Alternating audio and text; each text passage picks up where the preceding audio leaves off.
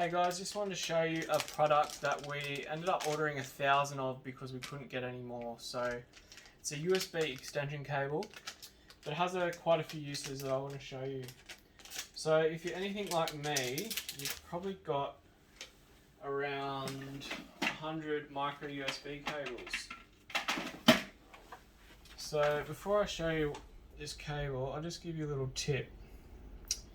When you're plugging in your USB cables, you can either have a data and power USB cable, or you can have just a power cable. So with the power one, it's only got 2 wires. So you can see here we've cut this one open. You can see it's 2 wires.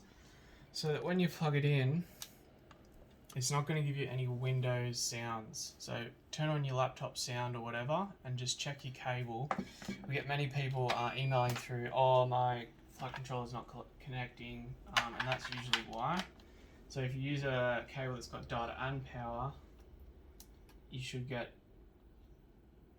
a Windows tone like that. So just be wary of that. Alright, so the first use of this USB cable is when you're working on your quad, you need to unplug it a few times, changing settings to connect and disconnect from your FC.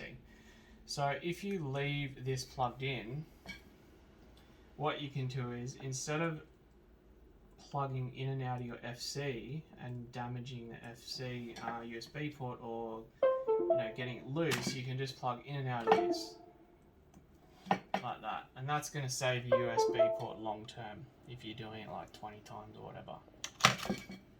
Second use is if you have a canopy, or you say you have a wing and you need to get to the USB port out in the field and you don't want to pull the canopy off or pull off your wing canopies, you can use this to kind of route through and just have it like cable tied onto your arm or popping out on the wing somewhere.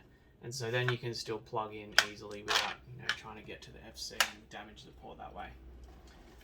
Third use is if you do have a cheap flight controller that you bought from Bangers, sometimes the USB ports fall off.